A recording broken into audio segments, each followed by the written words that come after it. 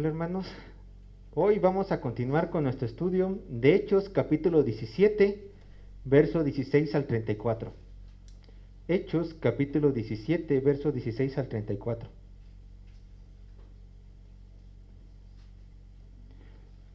Y el título de la predicación del día de hoy es El Dios no conocido. Ya más o menos los que hemos leído el libro de Hechos completo sabremos cuando dicen el Dios no conocido, ya sé en dónde está Pablo. Pero sería Hechos capítulo 17, verso 16 al 34. Y lo que quiero que veamos el día de hoy, lo que veremos el día de hoy son 4 verdades referentes a Dios que debemos de presentar al compartir el Evangelio. 4 verdades referentes a Dios que debemos de presentar al compartir el Evangelio. Esto los vamos a encontrar en Hechos capítulo 17, versos 16 al 34. El bosquejo va a ser dividido de esta manera. Del verso 16 al 18, Pablo comparte el Evangelio con los atenienses. Verso 16 al 18, Pablo comparte el Evangelio con los atenienses. Verso 18, la segunda parte al verso 21, los atenienses se intrigan por el mensaje de Pablo. Después del verso 22 al 31, Pablo comparte el Evangelio en el Areópago. Y después de eso, en el verso 32 al 34, consecuencia de la predicación del Evangelio. Así va a estar dividido el bosquejo, y como son muchos versículos, prácticamente 16 al 34, en esta ocasión no vamos a leer el pasaje, vamos a ir obviamente leyendo el texto verso por verso, no lo vamos a leer completo, vamos leyendo el verso por verso, pero yo quiero que tengan esta idea. Pablo estaba en Atenas, lo invitan a compartir el Evangelio en el Areópago, y comparte el Evangelio. Eso ténganlo en mente en lo que vamos leyendo verso por verso. Y vamos a comenzar con el verso 16, Hechos capítulo 17, verso 16. Y antes de leer, recordemos que anteriormente vimos que Pablo estaba en Berea, los nobles de Berea, los que escudriñan la palabra en Berea,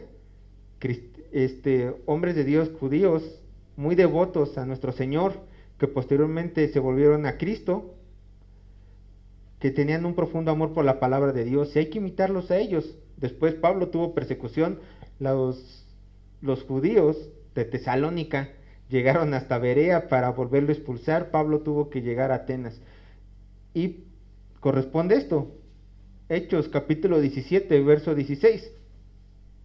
Mientras Pablo los esperaba en Atenas, su espíritu se enardecía viendo la ciudad entregada a los ídolos. Entonces, mientras Pablo los esperaba en Atenas, ¿a quién? Recordemos que se habían quedado en Berea Silas y Timoteo. Entonces Pablo los estaba esperando, pero Pablo está en una nueva ciudad. ¿Qué estaba haciendo? Iba a empezar a compartir el Evangelio como era su costumbre, pero en esta ocasión no estaba en cualquier ciudad. Tesalónica era la ciudad más importante de toda Macedonia. Berea era una ciudad un tanto pequeña, pero ahora estaba en Atenas, la capital del conocimiento de aquel entonces, del antiguo mundo. Era una ciudad muy conocida. Es una realidad que en tiempos de Pablo, Atenas ya no contaba con el poder político que hace muchísimos años tenía. Recordemos, Grecia fue conquistada por el Imperio Romano, entonces ya no tenía el poder político que antes la gran Atenas tenía, pero seguía siendo considerada como la cuna de la cultura, la cuna del pensamiento antiguo y aún mucho del pensamiento moderno.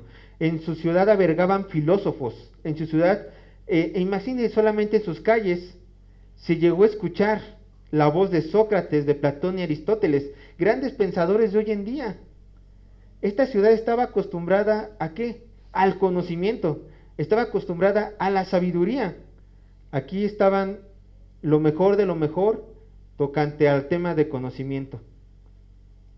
Nosotros a lo mejor podemos decir, bueno, haciendo una comparación, nosotros los cristianos, en Jerusalén estuvieron Jesús y los apóstoles. Bueno, los no cristianos dicen, en Atenas estaban estos grandes filósofos. A lo mejor ellos sentirán una emoción muy similar a la que nosotros sentimos al escuchar de los apóstoles. Entonces, Pablo, al llegar a esta gran ciudad, no nos debe de extrañar que él quisiera inmediatamente compartir el evangelio mientras él esperaba que Pablo y Timoteo. Él no decía, no voy a esperar aquí sentado en lo que en lo que Silas y Timoteo llegan. No, él tenía una urgencia, predicar la palabra de Dios, y así fue como lo hizo. Y no se explican las razones, pero sabemos que a Pablo le gustaba ir a ciudades importantes, Filipos, Tesalónica. ¿Para qué? Porque si allí se predicaba el evangelio correctamente, como lo hacía Pablo, y gente de allí era convertida, entonces era mucho más fácil que personas de alrededor de la ciudad se convirtieran, porque volteaban a ver a las ciudades y decían, bueno, este es un mensaje que las grandes ciudades tienen, entonces ¿por qué no escucharlo? Sería mucho más fácil la predicación, la expansión de este mensaje. Pero pasaba algo en el corazón corazón de Pablo. Dice el verso, su espíritu se enardecía viendo la ciudad entregada a la idolatría. Pablo, al ver la cantidad abrumadora de ídolos en la ciudad, experimentó un profundo celo por la gloria de Dios y aún por las almas que se estaban perdiendo. Decía, estas estatuas se están llevando la gloria que solamente a mi Dios le corresponde. Entonces decía Pablo, Lucas lo hace ver en su escrito, que el corazón de Pablo enardecía, su espíritu enardecía. Una profunda indignación por estas estatuas. ¿Quiénes eran sus dioses? Bueno, refiriéndonos a Atenas, había una estatua de Zeus, Júpiter, había una estatua de Mercurio, Hermes, había una estatua de Marte, Quesares, había una estatua de otro dios, Hades, estaba quizá también Afrodita, pero Atenas no solamente tenía dioses griegos y romanos, sino que tenía muchos dioses, muchas imágenes. Atenas era considerada aún por el pueblo antiguo como el pueblo ecuménico, la cuna del ecumenismo. ¿Por qué? Porque tenían imágenes de todo el imperio romano, Petrón, así se llamaba, un escritor contemporáneo a la corte de Nerón. Nerón fue una persona que hizo una gran persecución en tiempos de Pedro, de Pablo. Este era contemporáneo de ellos. Escribió con respecto a la idolatría de Atenas. Él dijo que era más fácil hallar un dios en Atenas que a un hombre. Imagínense la cantidad de imágenes. Imagínense la cantidad de imágenes que había. Es más fácil, decía esta persona, encontrar a un dios que a un hombre. O sea, era abrumadora. Era totalmente abrumadora la cantidad de esculturas y de ídolos que estaba en esa ciudad. Y quiero que vean algo. Esta ciudad, considerada como la cuna, lo recalco, de la cultura de la antigüedad, era la que más estaba alejada de Dios. Era la que más estaba alejada de Dios. Una nación puede producir grandes hombres y mujeres con títulos, eminencias, grandes pensadores. Puede realizar seminarios de tolerancia. Puede abrir sus plazas para la libre expresión de las religiones. Pero realmente el hecho de que una persona sea más sabia, tenga más cultura, tenga más mente abierta, no quiere decir que esta ciudad, esta nación realmente adore a Dios o que sus acciones estén agradando a Dios. Lo único que hacen estas cosas, que abrir las puertas para la discusión es bueno, los títulos académicos son buenos, sí, por supuesto, la tolerancia es buena, pero muchas veces esto, si lo llegamos a idolatrar como lo estaban haciendo en Atenas, llegan a una depravación humana, como hoy en día lo estamos viendo también en nuestra nación y lo seguiremos viendo en muchas otras naciones. La cultura, el saber, la sabiduría, la ciencia no son Dios, no nos van a dar el parámetro. Solamente una cosa nos da el parámetro, que es la Biblia. Pero continuamos leyendo nuestros versos. Vámonos otra vez a Hechos, capítulo 17, verso 17. Dice así la palabra de Dios. Así que discutí en la sinagoga con los judíos y piadosos, y en la plaza cada día con los que concurrían. Pablo no perdió el tiempo. Llegó a Atenas y vio toda la maldad que había en cuestiones de idolatría y dijo, tengo una urgencia, tengo que predicar el evangelio. ¿Dónde comienza primero? Como era su costumbre, con los judíos. Primero con los judíos, era su costumbre y nadie se la quitó. Primero con los judíos. Pero Lucas recalca esto, y en las plazas cada día con los que concurrían. Entonces, era tanta la urgencia de predicar que decía, bueno, mientras le predico a los judíos, tengo que también predicarles a ellos. Tengo que ir inmediatamente con estas personas. Hagan el ejemplo de un bombero. Un bombero, cuando ve una casa que se está incendiando, no agarra su celular y dice, en lo que lleguen mis compañeros voy a ver el Facebook. No. ¿Qué hace un bombero? Ve un incendio y se mete a las llamas para salvar la mayor cantidad de vidas posibles. Es lo que estaba haciendo Pablo. Pablo, al ver que toda Atenas se estaba quemando en el fuego del infierno de la idolatría, ¿qué es lo que hace? No puedo esperar a mis compañeros. Tengo que actuar, tengo que hacer algo. Pablo está solo y Cristo está conmigo. ¿Quién contra mí? Me lanzo al fuego y trato de rescatar la mayor cantidad de almas posibles. Este era el amor de Pablo por los inconversos. Este era el amor de Pablo por la gloria de Dios. Entonces, Pablo en medio de Atenas, al ver que estaba siendo consumida por la idolatría, sin duda, no tuvo miedo en sacrificar su propia alma para salvar estas almas. Quiero que me acompañen a Apocalipsis capítulo 21, verso 8. Porque quiero que vean que el pecado, Apocalipsis capítulo 21, verso 8, porque quiero que vean que el pecado de idolatría no es cualquier cosa. ¿Qué es la idolatría? En lo que ustedes lo buscan podemos definirla, es darle la gloria o adorar algo o a alguien más que a Dios. Si tú le das la gloria a algo o a alguien, o amas más a algo o a alguien más que a Dios, entonces es idolatría. En aquel entonces la idolatría, y a la idolatría que aquí nos referimos, bueno, se refiere a este pasaje, es a la de imágenes. Pero, si tú amas algo más que a Dios, tú estás cayendo en idolatría. Yo te pregunto, ¿amas más tu opinión?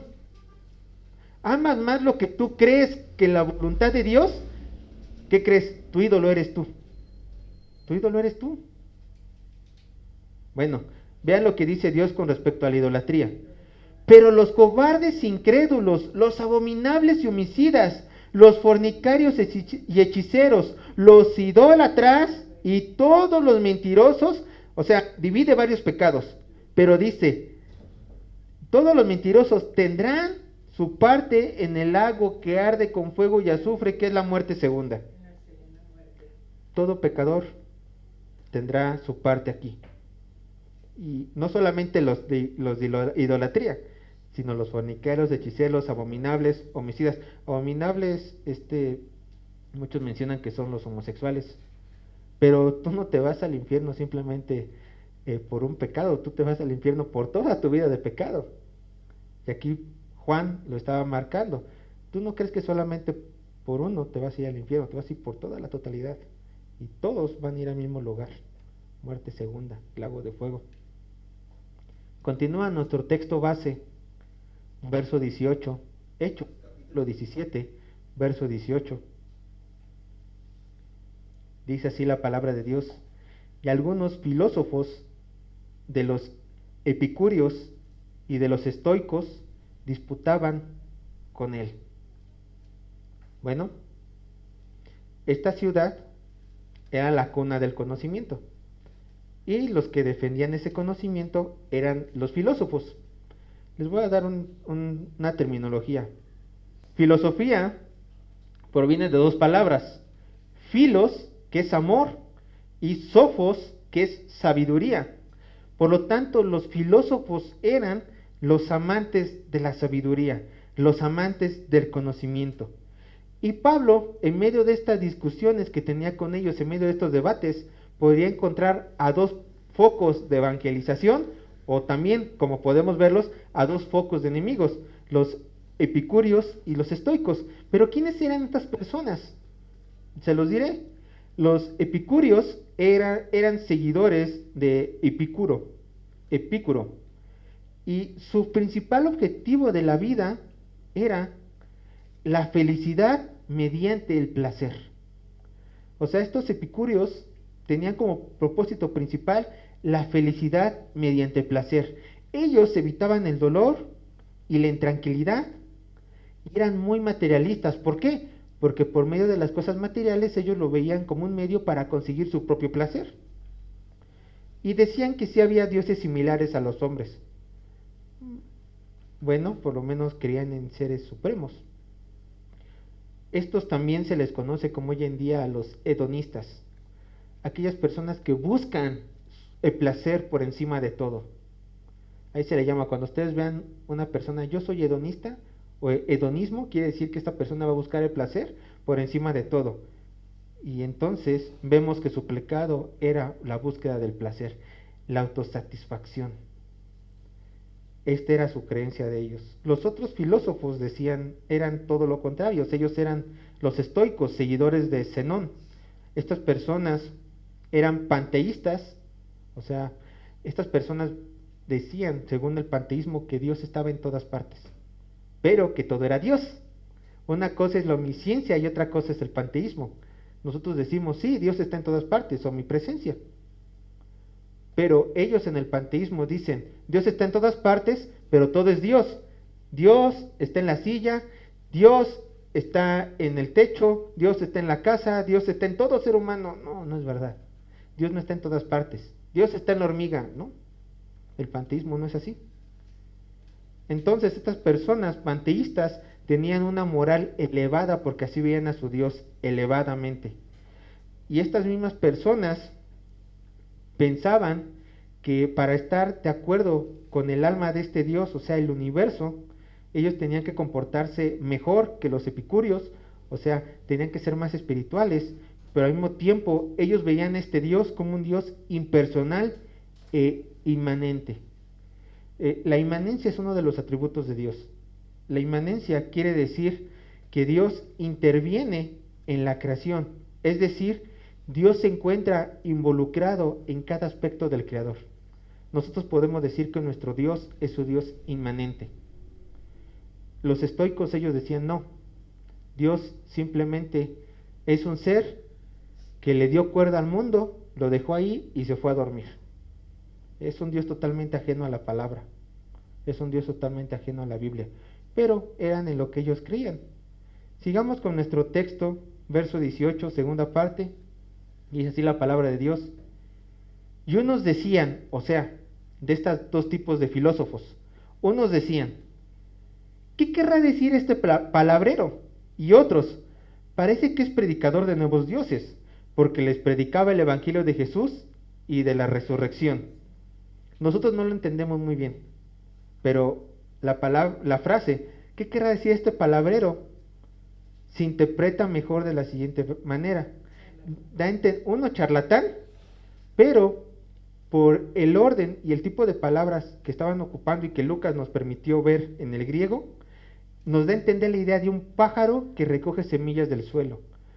O sea, es como si uno aventara o alguien haya aventado semillas y el pajarito que hace pica aquí y luego salta y pica acá y vuelve a picar. O sea, es una persona que prácticamente está agarrando conocimiento de un lado, conocimiento de otro, conocimiento de otro. Estos filósofos así vean a Pablo. Es un charlatán, es un palabrero. Alguien que simplemente ha agarrado conocimiento de aquí, de aquí, de aquí y ya se cree que puede hablar en público. Y otras personas sí decían, es predicador de nuevos dioses. Recuerden, en Atenas aceptaba a cualquier dios. Entonces decían, bueno, este Dios no lo conocemos, entonces está predicando de lo que él sabe. Pero a fin de cuentas, Pablo Lo único que estaba haciendo era predicar el Evangelio. Verso 19, Hechos, capítulo 17, verso 19. Estamos con esta misma idea de que Pablo está predicando en Atenas. Entonces, hubieron hombres, que dice la Biblia, y tomándole, le trajeron al Areópago diciendo: ¿podremos saber qué es esta nueva enseñanza que hablas? Estas personas tenían interés en Pablo, en su mensaje, y lo llevaron al Areópago. Quiero que se imaginen así. Aquí está el lugar donde Pablo se iba a poner, y aquí estaban gradas en forma circular. Estaba aquí Pablo, donde se iba a presentar, las gradas iban hacia arriba en forma circular. Era así más o menos el escenario del Areópago. Entonces mucha gente lo iba a ver, le estaban invitando a que presentara este mensaje a mucha multitud. Y el Areópago prácticamente era un lugar donde anteriormente se sentenciaba a los criminales, y también donde se discutían cuestiones religiosas. Entonces era una oportunidad que Pablo simplemente no creo que haya querido desaprovechar, y tanto así que él aceptó la invitación. Dice el verso 20-21 de Hechos 17. Dice: pues traes a nuestros oídos cosas extrañas. Queremos pues saber qué quiere decir esto. Y aquí viene la razón. No es tanto que hayan querido escuchar realmente el Evangelio. Dice el verso 21, porque todos los atenienses y los extranjeros residentes allí en ninguna otra cosa se interesaban sino en decir o en oír algo nuevo. En pocas palabras, como dicen en México, eran gente chismosa. Era gente que quería saber algo nuevo. La palabra literal es cosas más nuevas. Nos da la idea como si lo nuevo ya estuviera rancio, entonces querían algo más nuevo, más nuevo, más nuevo. ¿Para qué? Para estar de ociosos, para decir: yo escuché este nuevo palabrero. ¿Y qué dijo? Dijo esto. Llegaba otro: oye, yo escuché un palabrero. Ya lo escuché, ya no me importa lo que tú dices, ya es cosa antigua. Así ellos querían saber a Pablo, no tanto porque querían saber el mensaje realmente del Evangelio, sino porque querían escuchar cosas nuevas, querían satisfacer sus propios deseos. Y entonces Pablo, teniendo esta gran oportunidad de predicar el Evangelio, Pablo empieza a hablar en el Areópago con el verso 22 y 23. Ahora piensen, el Areópago no era cualquier lugar. Es como si hoy en día nos invitaran algunos a nosotros a predicar el Evangelio en televisión abierta a nivel nacional. Una reunión de consejos. O sea, era una gran reunión, una reunión muy importante. Era una oportunidad única, sin duda lo fue, para la predicación del Evangelio. Verso 22 y 23 de Hechos 17. Dice así la palabra de Dios.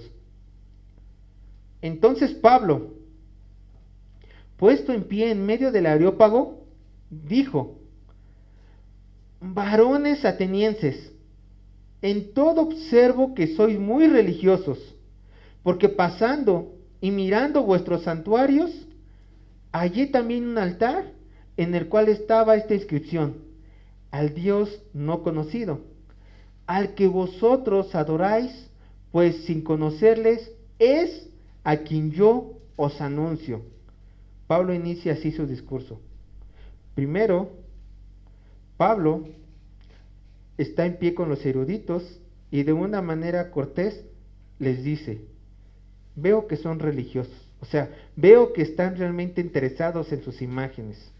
Esto no era una manera de adularlos, porque en el Areópago estaba prohibido adular a las personas, pues era un tema de discusión que prácticamente las otras personas iban a juzgar. Entonces estaba prohibido adular.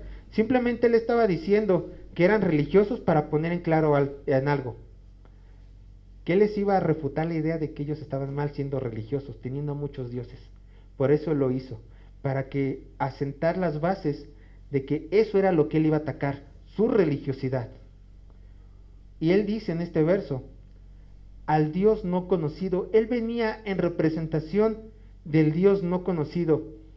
En Atenas, en aquel entonces, habían muchos altares de muchos dioses de muchas naciones.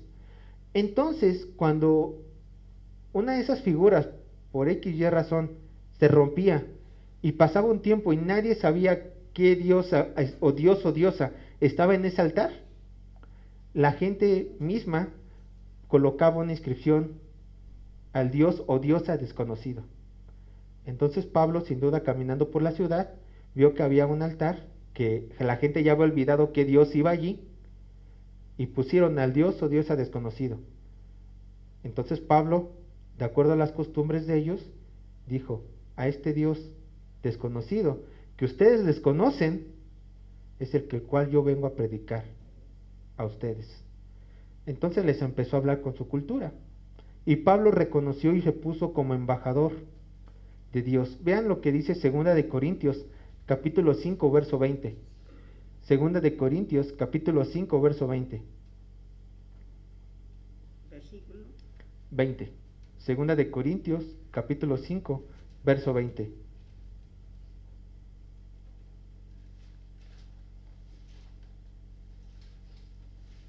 Dice así la palabra de Dios: así que somos embajadores en nombre de Cristo, como si Dios rogase por medio de nosotros.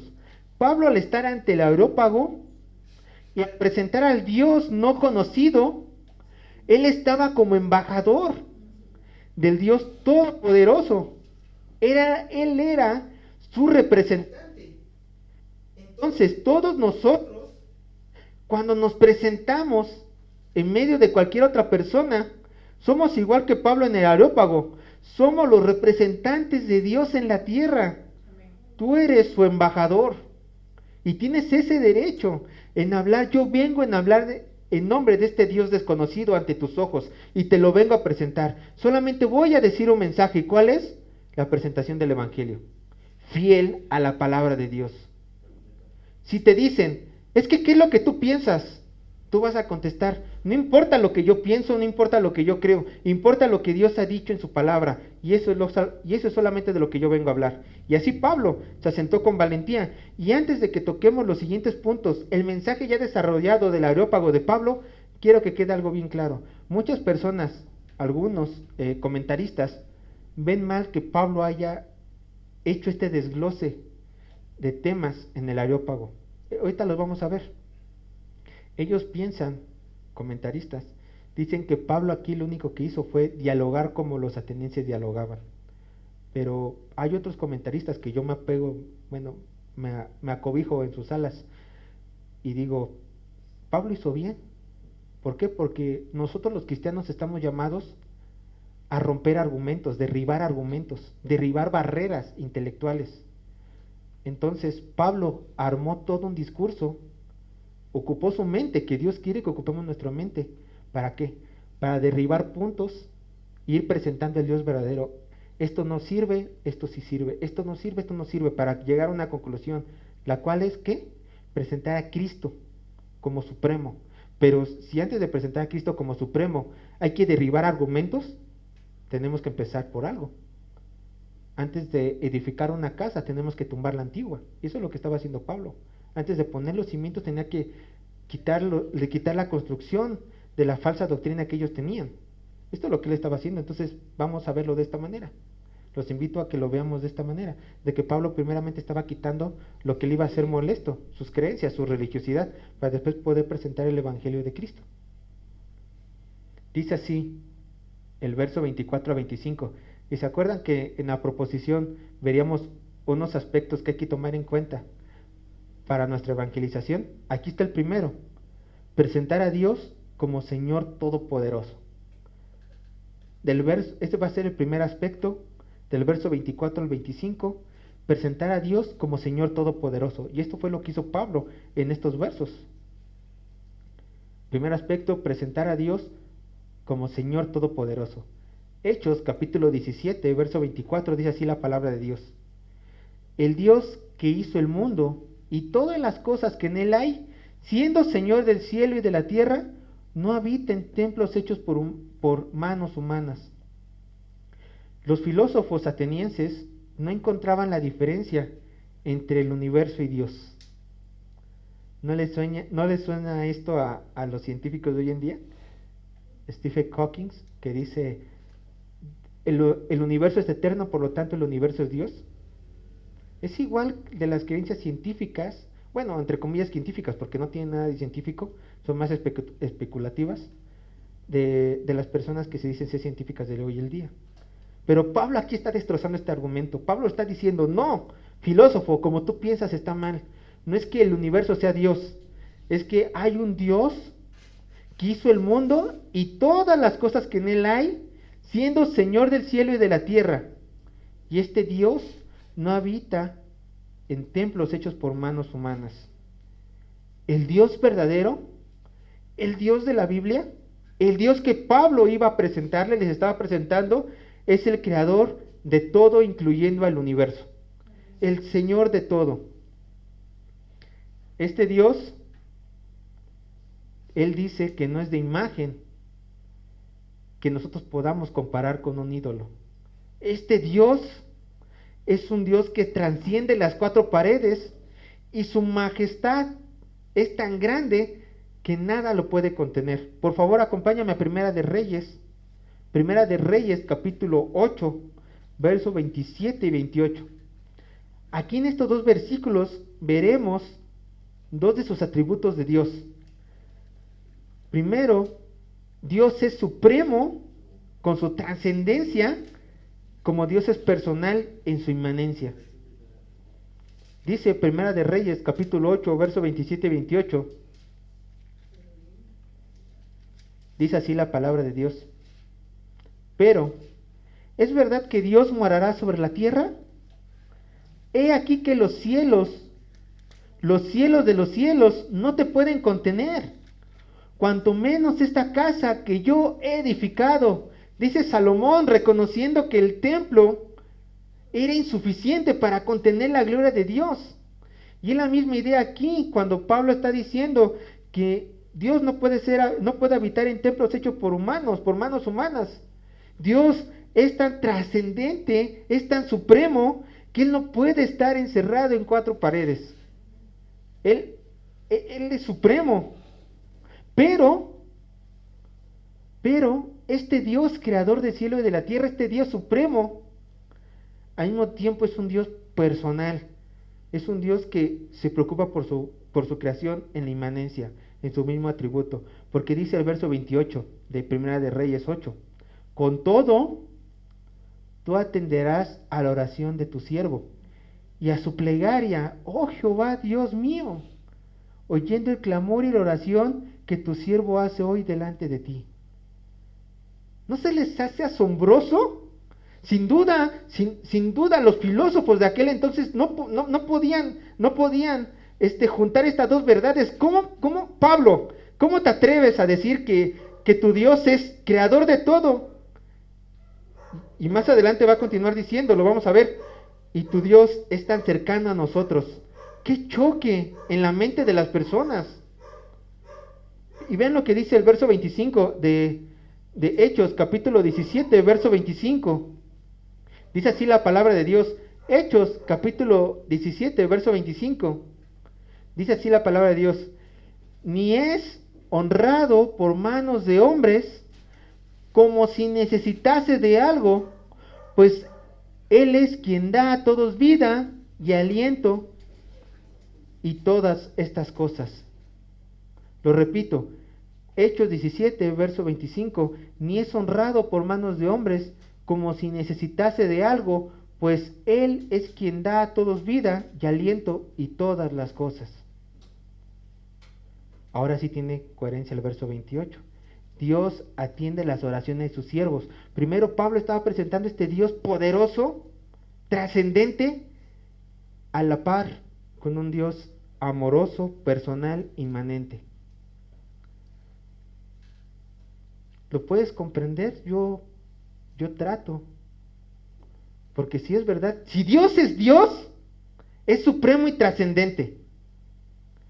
Pero como este Dios es un Dios de amor, es un Dios que ha dado a su Hijo por morir por cada uno de nosotros, entonces por eso escucha nuestras oraciones, porque nos ama. Amén. Y Pablo tenía que hacerles ver esto a los filósofos griegos, a los filósofos atenienses, que este Dios era un Dios diferente al que ellos tenían. Dice verso 25, vuelvo a leerlo. ni es honrado por manos de hombres, como si necesitase de algo, pues Él es quien da a todos vida y aliento y todas las cosas. Otro punto que Pablo tocó es de que este Dios no necesita honra del ser humano. Hay una película, la actual, no la viejita, Furia de Titanes. La pueden encontrar en Netflix, pero la 1, no la 2, porque es a la que me voy a referir. Rápidamente, Hades, Hades, el dios del inframundo, hace un plan para que la humanidad muera y así tenga poder. Y entre menos gente hay en Grecia, los dioses del Olimpo, como necesitaban las oraciones de los humanos para vivir, se van marchitando, se van muriendo. Obviamente es ficción, pero es un buen ejemplo, a mi punto de vista. Todo ser humano, por medio de las culturas, menos el cristianismo, piensa que los dioses necesitan nuestros favores. El Dios de la Biblia no necesita nada de ti. No necesita nada de ti ni de mí. Mas si en cambio el Dios de la Biblia le place como orden que le adoremos. Esta es la diferencia entre un Dios griego, un Dios de otra religión y el Dios del cristianismo, de la palabra de Dios. Nuestro Dios no necesita nada de nadie. Si nosotros en este momento somos aniquilados por voluntad de Él, su gloria no va a disminuir. Si en este momento tú dices, yo dejo a Dios, Dios va a sufrir. Dios sigue siendo Dios. Entiende tu lugar. Entiende tu lugar. Nada le va a afectar de lo que tú hagas o dejes de hacer la voluntad de Dios. Nada le va a afectar a su gloria. Pero Él en su misericordia quiere que le adoremos. Y quiere que nos acerquemos a Él como un Dios personal, presente. Y este Dios que quiere que nos acerquemos a Él es dador de todo, proveedor de todo. De acuerdo, yo lo leo, por favor, yo lo leo. Primera de Crónicas, capítulo 29, verso 14. Dice, ¿por qué? ¿Quién soy yo? ¿Y quién es mi pueblo? Para que pudiésemos ofrecer voluntariamente cosas semejantes, pues todo es tuyo y de lo recibido de tu mano te damos. Amén. Es eso. Voy a tocar rápido el tema de las ofrendas. Es lo mismo con las ofrendas. Cuando nosotros ofrendamos decimos esto, pues todo es tuyo y de lo recibido de tu mano te damos. Amén. Quitando las ofrendas, Señor, los que van a la escuela, he sacado 10 en mi examen, todo es por tu sabiduría. Señor, se resolvió esta situación en mi casa, todo es por ti, Señor, porque tú das y provees. Amén. Señor, tú resolviste esta situación en el trabajo, me dices sabiduría. Señor, yo declaro que todo es tuyo, porque todo proviene de ti, aún mi propia respiración. Amén. Los filósofos no entendían esto. Y Pablo tuvo que derribar ese argumento. Segundo punto, como hay que ver a Dios, es creador del hombre. Todas las religiones que estaban en Grecia, todas tenían su punto de vista totalmente diferente sobre la creación del hombre. Pero Pablo valientemente dijo en el verso 26, Hechos capítulo 17, verso 26, dice, y de una sola sangre ha hecho todo el linaje de los hombres, para que habiten sobre toda la faz de la tierra, y les ha prefijado el orden de los tiempos y los límites de su habitación. Pablo está diciendo, todos descendemos de un solo linaje. ¿Y quién hizo ese linaje? Dios. No varios dioses, un Dios, el Dios desconocido que el cual yo les presento. Obviamente nosotros sabemos que venimos del linaje de Adán, pero también estaba diciendo, y les ha prefijado el orden de los tiempos, o sea, las naciones y los términos de la habitación de ellos. Estos estoicos, estos epicúreos y demás filósofos creían en algo llamado casualidad. Hoy los científicos también creen en algo llamado casualidad. O sea, no es nada extraño que de estos filósofos, ciencia, aparentemente, hayan traído ideas de ellos, más subjetivas que objetivas. Entonces, aquí Pablo les está diciendo, no, si este Dios que yo le estoy diciendo es Dios, que lo es, entonces Él les ha dado periodos para florecer a la humanidad y para caer. Atenas no cayó porque Roma se levantó. Atenas cayó porque era necesario que otra nación viniera para cumplir la voluntad de Dios. Entonces, todo con referente a las naciones es voluntad de Dios. Todo. No hay nada que se le escape a sus manos. Él dice, Él ha prefijado el orden de los tiempos y los términos de las habitaciones de ellos, de las naciones de la tierra. Él es Dios y Él está en total derecho de hacer eso, con cualquier nación, poniendo y quitando reyes, gobernantes hoy en día. Verso 27, Hechos 17. Hechos, capítulo 17, verso 27. Dice así la palabra de Dios. Para que busquen a Dios sin de alguna manera, palpando, puedan hallarle, aunque ciertamente no está lejos de cada uno de nosotros. Para que busquen a Dios sin alguna manera, palpando, puedan hallarle, aunque ciertamente no está lejos de cada uno de nosotros. Palpando, andar a oscuras, quiere decir esta idea. Andar a oscuras. Pablo está diciendo que este Dios, por más trascendente, por más glorioso que sea, por más poderoso y soberano que sea, Él quiere que le busquemos y quiere que le encontremos. Amén. O sea, eso es lo fabuloso de Él. Quiere que le encontremos. Pero, ¿qué es lo que hace que andemos a ciegas? Palpando nuestro pecado. Esto es lo que impide que nosotros veamos a Dios, nuestro pecado. ¿Por qué nos quejamos? Por nuestro pecado. ¿Por qué no vemos la gloria de Dios en nuestras vidas? Por nuestro pecado. ¿Por qué no estamos conformes con Dios? Por nuestro pecado. Y hasta podemos decir en nuestra arrogancia, porque es arrogancia, Dios no está aquí. Pero vean lo que dice Romanos capítulo 1, verso 19-20. La arrogancia del mundo, la arrogancia de los filósofos, la arrogancia de los científicos de hoy en día, dice, Dios no está aquí. Romanos capítulo 1, verso 19-20, dice, este Dios, si fuera Dios, ¿por qué no se ha presentado ante nosotros? Como si tú le pudieras mandar algo a Dios. Dios, preséntate. ¿Quién eres tú? ¿Quién soy yo? Simplemente creación hecha de polvo, que al polvo regresará. Amén. Dice Romanos capítulo 1, verso 19-20. Porque lo que de Dios porque lo que de Dios se conoce les es manifiesto, pues Dios se lo manifestó, porque las cosas invisibles de Él, su eterno poder y deidad, se hacen claramente visibles desde la creación del mundo, siendo entendidas por medio de las cosas hechas, de modo que no tienen excusa. Este Dios, por medio de la creación, quiere que le encontremos. No hay excusa para ningún ser humano. Dios puede ser hallado de un sentido muy amplio en la creación, en un diseño inteligente. Por supuesto, hay que tener un conocimiento específico, que es Cristo Jesús, para llegar a salvación. Pero no hay excusa para ninguna persona. Todos pueden llegar a conocer este Dios por medio de la creación. ¿Y qué es lo que dice? Verso 28. Porque en Él vivimos y nos movemos y somos, como algunos de vuestros propios poetas también han dicho, porque linaje suyo somos.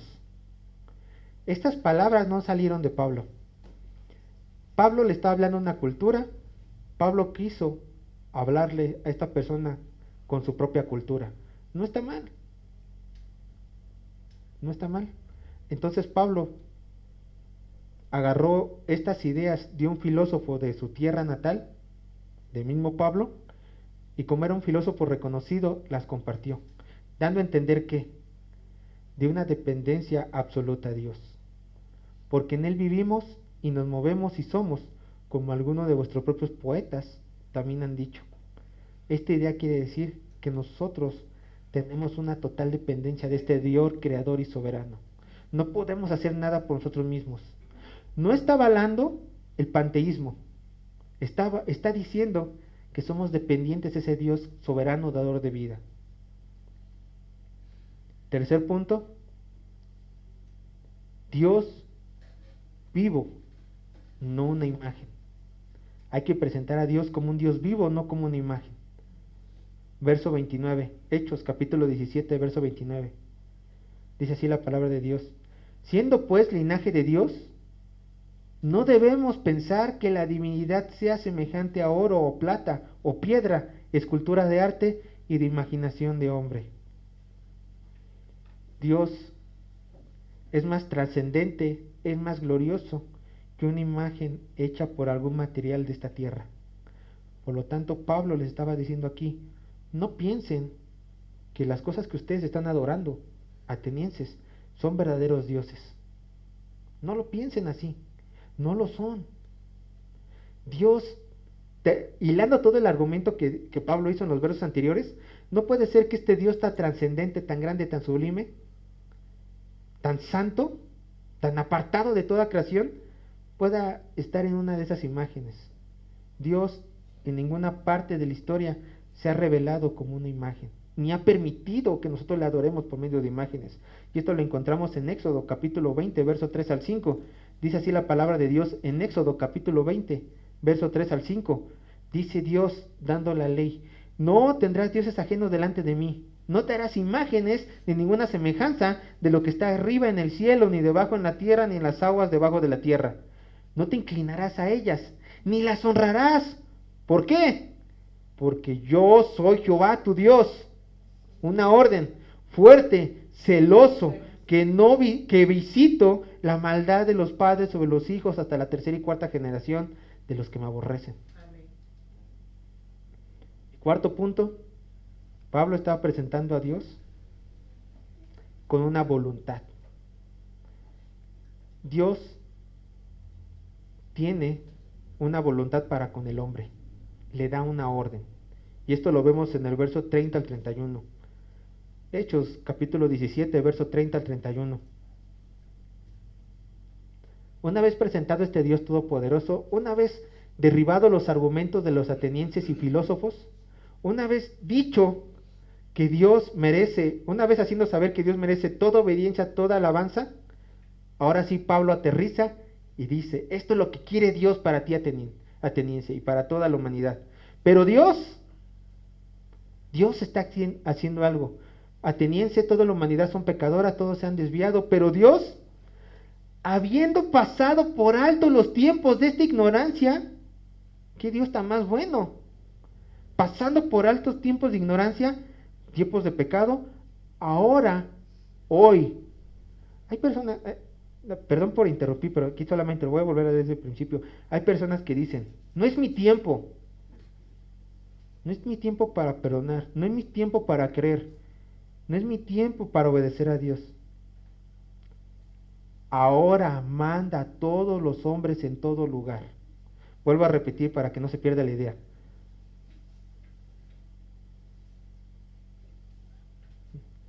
Pero Dios, habiendo pasado por alto los tiempos de esta ignorancia, ahora, hoy, manda a todos los hombres en todo lugar, te incluye a ti, me incluye a mí, que se arrepientan, por cuanto ha establecido un día en el cual juzgará al mundo con justicia por aquel varón a quien designó, dando fe a todos con haberle levantado de los muertos. Hoy te manda a ti, hoy manda a la humanidad que se arrepienta.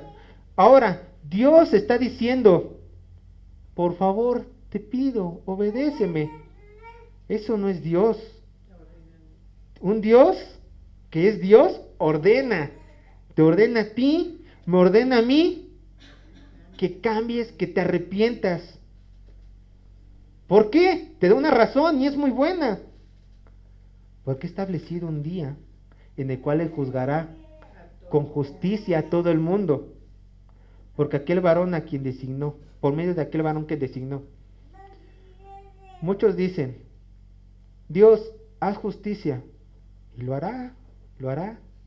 ¿Qué es lo que tú mereces? Tú, personal, tú, el infierno.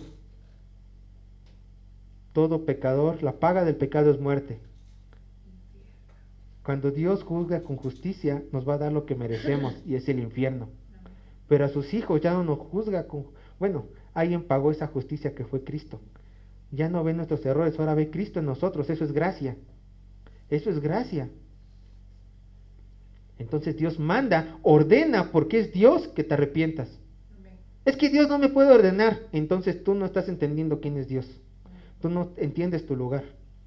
No sabes quién es Él. Les desconoces. Y si les desconoces, Él probablemente no te conoce. Y te espera esto, porque no eres su hijo. Porque no quiere sujetarte. Ahora, para mi punto de vista, esta es una gran razón por la cual sujetarme a Dios. Porque un día todos van a ser juzgados. Pero el cristiano, cuando el Señor dice, obedece, el cristiano, maduro. Porque hay cristianos inmaduros, pero ellos el Señor sabrá cómo tratarlos. Así les rompa las piernas, el Señor los traerá si son hijos de Dios. Y si no, dejará que las personas sigan en su inmundicia. El cristiano maduro obedece a Dios porque ama a Dios. Amén. Dios, te amo, por lo tanto obedezco. Me arrepiento, perdóname. Pero el cristiano inmaduro, hablo todavía de cristianos, Dios, no voy a obedecer, Dios, no me quiero arrepentir. Dios va a decir, perfecto, te voy a reprender. ¿Pero por qué me reprendes? Tú no quisiste obedecer. De los inconversos, pues, no hay reprensión, les espera un juicio. Ellos no creen. Dice Marcos capítulo 1, verso 15. Marcos capítulo 1, verso 15. El tiempo se ha cumplido y el reino de Dios se ha acercado. Arrepentíos y creed en el Evangelio, dijo Jesucristo. Y la persona que va a juzgar, esta misma persona que llamó arrepentimiento, este mismo Cordero que dijo, arrepentíos y creed en el Evangelio, en el día de juicio, este Cristo que se menciona en el verso 31, de Hechos 17, ese mismo león que va a juzgar, vino a la tierra como cordero, murió como cordero, pero en su futuro va a ser león y te va a juzgar. Va a juzgar a la humanidad. Amén. ¿Y qué pasó después? Verso 32 y 33. Yo leyendo esto me maravillé porque, me encantó la manera de razonar de Pablo. Me encantó, dije, va de lo general a lo particular. Ya mostró la salvación, primero derribó argumentos y después mostró la salvación. Digo, caramba, qué gran pensador. Pero, dice el verso 32 y 33, Hechos 17, pero cuando oyeron lo de la resurrección de los muertos, unos se burlaban y otros decían, ya diremos acerca de esto otra vez. Y así Pablo salió de en medio de ellos. No sabemos si Pablo terminó su argumento, si terminó de predicar el evangelio completo o si lo terminó, o si la gente simplemente se paró y se fue, o terminó de dar su discurso, no lo sabemos con ciencia cierta. Lo que sí sabemos que en la audiencia hubieron tres tipos de personas. Las que de plano no creyeron por la resurrección de los muertos, los que dijeron, en otra ocasión, me llama la atención, en otra ocasión. En verso 34 están las siguientes personas. Pero ustedes solamente vean, todo iba bien. Pablo menciona que todo iba bien. El argumento de la supremacía de Dios, el argumento de que Dios había creado al hombre, todo iba bien. Pero cuando tocó el tema de Cristo, específicamente su resurrección, la gente, ya no quiero escuchar. Ya no quiero escuchar. Todas las religiones del mundo se parecen.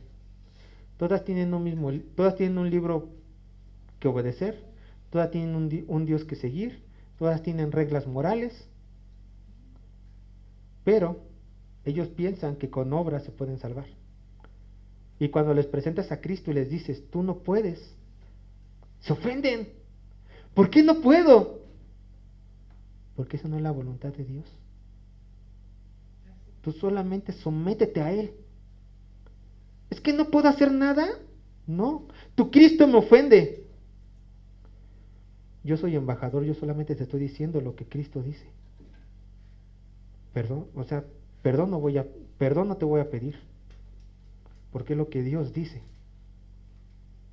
Tú no te tienes que disculpar por lo que Dios ha dicho. Háblalo con amor. Presenta el mensaje del Evangelio con urgencia, pero nunca pidas perdón. Me ofendiste. Dios fue el que te ofendió. Y yo solamente digo lo que Dios dice. Cuando las personas les presentas a Cristo, les es ofensivo. Muy ofensivo.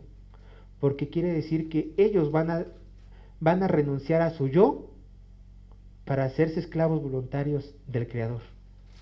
Les es ofensivo. Cristo siempre va a ser la piedra de tropiezo. Pero vean lo que dice Primera de Corintios, capítulo 1, verso 21. Primera de Corintios, capítulo 1, verso 21. Dice así la palabra de Dios. Pues ya que en la sabiduría de Dios el mundo no conoció a Dios mediante la sabiduría, agradó a Dios salvar a los creyentes por la locura de la predicación. Esta gente tan sabia, con tantos títulos, dijeron, se me hace loco que alguien haya resucitado. Se me hace loco creer en tu Cristo. ¿Y nosotros qué decimos? Sí, es de locos, ¿verdad? Pero es cierto, pero es cierto. Bendita locura. Te invito a que seas un loco más en la familia de Dios. La gente tiene de dos. O decir sí, o decir no. Verso 32 y 33 la gente dijo no. Te diremos después, es un no. A menos que Dios haga una obra sobrenatural en estas personas. Pero unos dijeron sí. Los no sabios, los que reconocieron su lugar. Los que dijeron, nunca voy a alcanzar a Dios por medio de mi sabiduría. Verso 34 para terminar. Mas algunos creyeron juntándose con él, entre los cuales estaba Dionisio, el Areopagita, una mujer llamada Damaris y otros con ellos.